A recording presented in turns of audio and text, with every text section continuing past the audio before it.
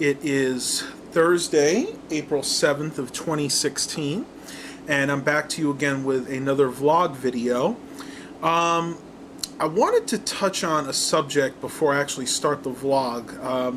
Had a lot of people asking me about the type of camcorders that I use and why I haven't been using the high definition, my Sony CX240. The reason I haven't been using that, I know I touched on this in another vlog video, but I don't know if everybody saw that or not. The battery compartment on that camcorder is not staying closed. I actually have it taped closed right now. The little catch has broken off on it. They're very cheaply made, the modern camcorders, so I will use that on occasion, but it's just not really practical if I'm going out or if I'm using a tripod, because every time I try to film with it, even though I put that little piece of tape there, sometimes the battery doesn't make good connection and I lose my video halfway through. So what have I been filming with recently? Well, the last month or so I have been using my Sony DCR TRV 280, this camcorder right here. Now you're probably asking yourself, how can you be using that camcorder when it's right here? Well, I actually have two of these. They both work great. This one, unfortunately, had a little accident with the tripod mount. If you look really close there, you can see I actually had to glue it. It cracked over here. And then over here, I used some of the fix-all adhesive that I got from the dollar store, and it seems to be holding pretty well, but I'm kind of reluctant to use this one a lot on the tripod, so I usually use my original one. Now, for those of you that don't know, this is a digital 8mm camcorder with steady shot and USB streaming capabilities. So basically, you can use this as a glorified webcam, but the one catch is that only works if you have Windows 2000 or Windows XP. If you have anything newer, which 99% of people now have, this won't work as a webcam. A lot of people get confused when it comes to the 8mm and the high 8/digital 8mm format, so I want to touch base on that a little bit. Right here I have two basically 8mm cartridges. The one over here is a regular 8mm. This just happens to be a Fujifilm 8mm, and this one happens to be a Panasonic high 8 cartridge. Now, start with the 8mm. The 8mm camcorder cartridge came out in the mid-80s, and they used them in camcorders for years and years, up until about 2003, or maybe a little bit earlier, usually about 2002, when the high 8 came out. Now, the main differences between these two, and I have a little cheat sheet here, so I'm going to try to explain this as best I can. The original 8mm was an analog recording, so basically record just like your old VHS See would record, and it had 240 lines of resolution, so basically exactly what a VCR had. Okay, move on to maybe around 2000, 2001, they came out with the high 8 tapes, and therefore the high 8 camcorders. Still an analog format, but it bumped the resolution up to 400 lines. So basically, the tapes had to be of much better quality. And the way they did that is they added metal particles into the tape. Just like you would have a metal tape for a cassette, they actually had to put metal in the tapes here, and that would increase the capability of having better resolution. Now, you may have already also noticed that this, too, the regular 8mm cartridge, has metal particles in it. Some of them did. This is one of the rare ones, but if you look online, most of the regular 8mm tapes were just standard, like ferric oxide. They didn't actually have the metal in them. And that, like I said, the high 8 at that point got to 400 lines of resolution. Now, move on to around 2003, 2004. Sony's format was starting to get pretty old. At this point, we're looking at a format that's pushing 20 years old, the 8mm. And though they did have the high 8 tape, which gave better resolution, the mini DV came out a few years earlier, and that boasted 500 to 520 lines of resolution. So what did Sony do? Well, they said to themselves, we have this high 8 tape.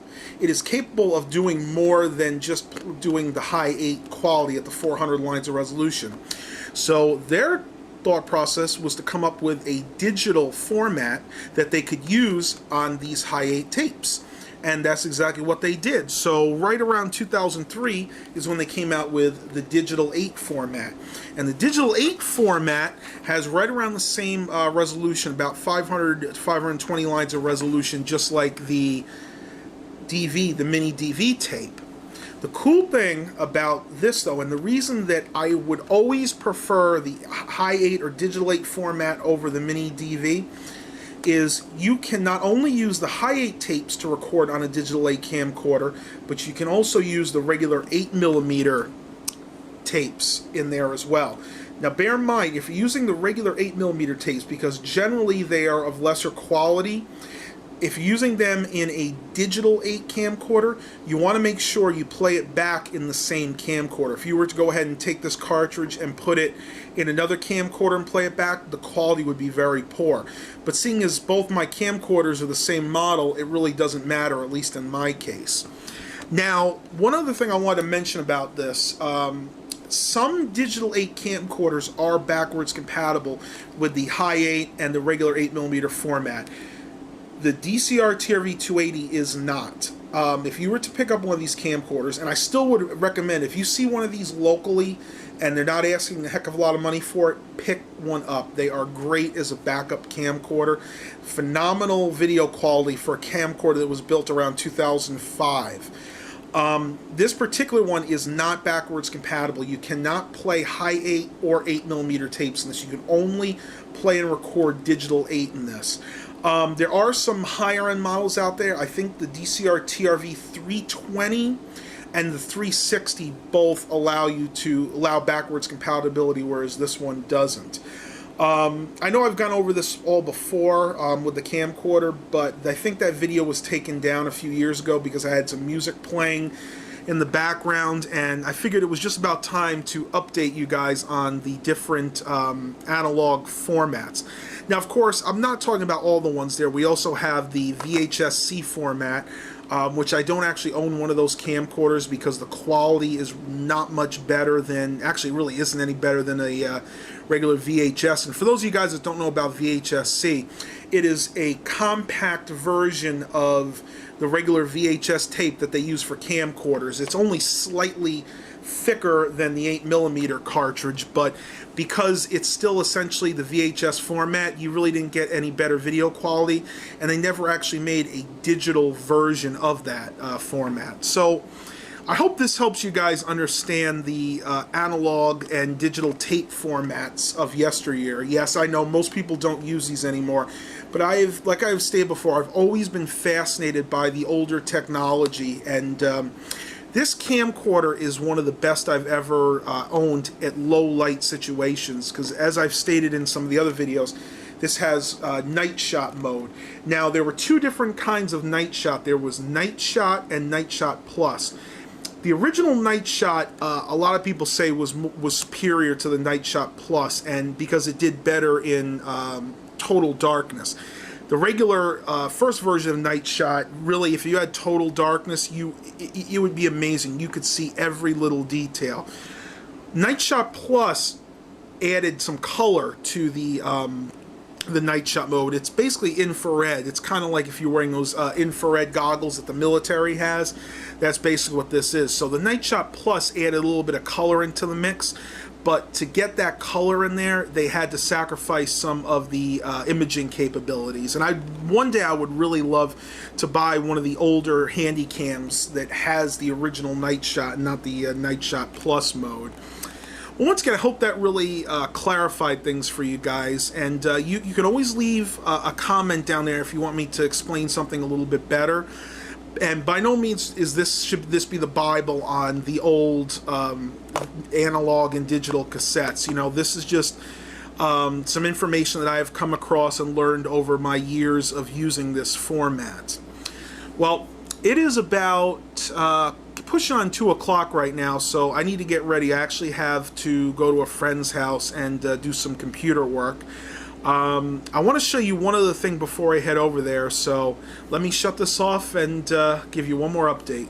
Talk to you guys in just a minute. Okay, so I'm over here at my workbench, and as you can see, I have another computer here. This actually came from a friend of mine. Their work was throwing out a bunch of old computers. Most of them were like Pentium, old Pentium 4.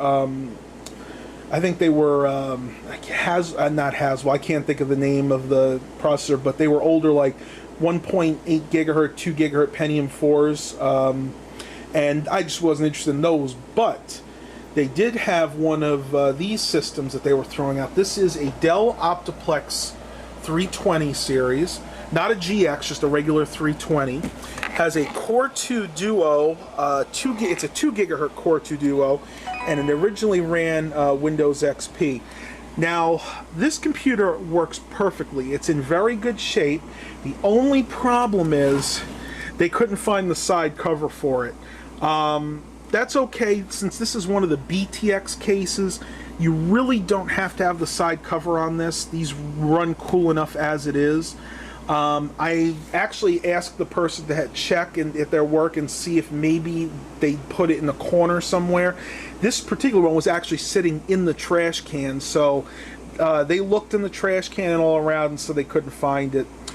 That really isn't too big of a deal to me, because I am actually going to use this as a backup for my backup computer. That's right, guys. What I've actually done is I've installed Linux on here, actually Lubuntu. Let me go ahead and enter my password real quick. Yeah, so basically I installed Lubuntu on here. Right now this is just a 32-bit version because I only have 1.5 gigabytes of RAM in here. But Joshua from Joshua's Computers has a YouTube channel, Bo's Vlogs. He is gracious enough to donate two 2 gigabyte sticks of DDR2, so I will be able to get this system up to the full 4 gigabytes that it can handle. And at that point I will be installing the 64-bit version, probably of Lubuntu, on here as well. But until that happens, I'm just running the 32-bit version. As you can see, I'll open up LibreOffice. It runs extremely well, even with just a gig and a half of RAM. Actually very, very impressed with this computer so far. It dates right from about 2008, and as you can see, it actually does have a DVD burner in it, which again I was really surprised, because this was used in an office environment, and a lot of times when they build these for offices, they don't even bother to put in a CD burner, let alone a DVD burner. So kind of makes me think that may or may not be original to the system. Another reason is you can see that it doesn't exactly match the front of the case, so I'll have to look into that a little bit more. And yes, your eyes do not deceive you, and if UXW Bill watches this, I know what he's going to say. It is a true computer because it does have a floppy drive, and I looked up the build sheet on this, and this computer did come with a floppy drive, so that is original to the system. And you can actually tell because that does indeed match the rest of the front of the case. Right here you have a headphone jack, no microphone port on the front of this. This particular system has a Ethernet activity light, or basically a connection light. This tells you that you're connected to the internet, or to the network I should say.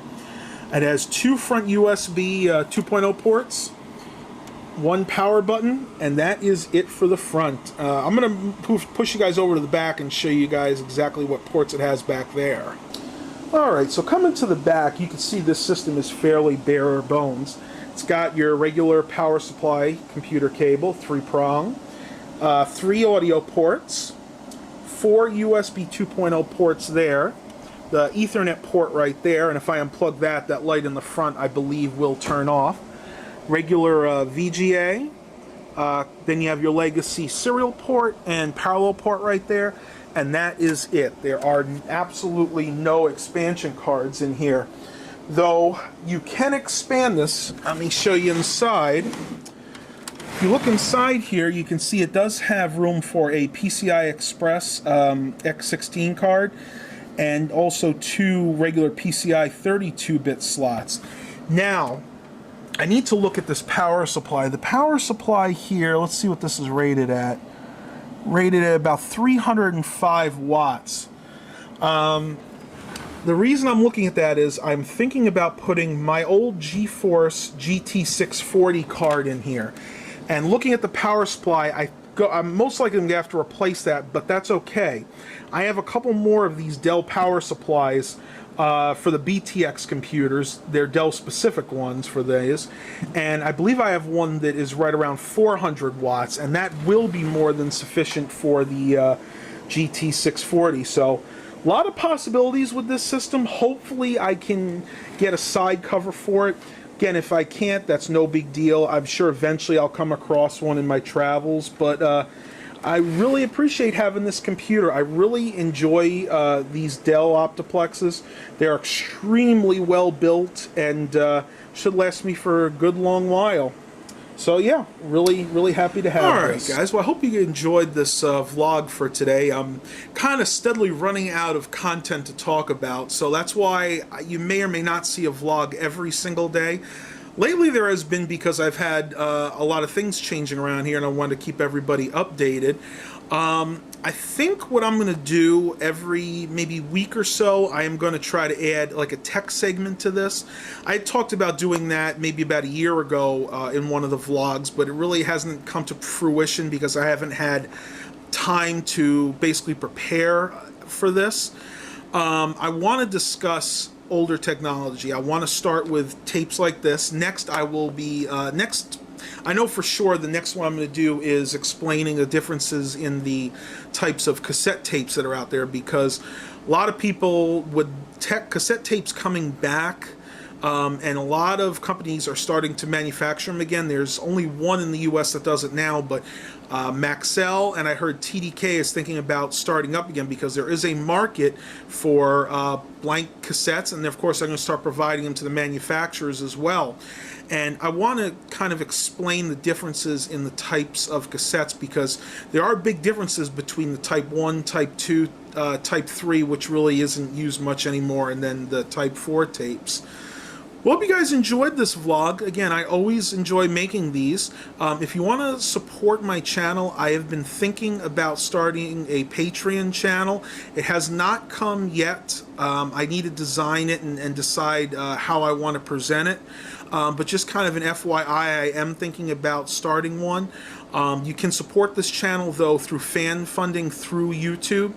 And again, I'm not sitting here asking or begging for money, but if you do like the videos and you want to see me do more tech-related videos, product reviews, if I can get some fan funding, then that is going to increase exponentially. I'll be able to purchase more things to review. And I'll be able to even go to some places. I've even been thinking about doing once I start doing the walking vloggers, doing some more of those on location. So please remember to like and subscribe. And as always, have a blessed day, everybody.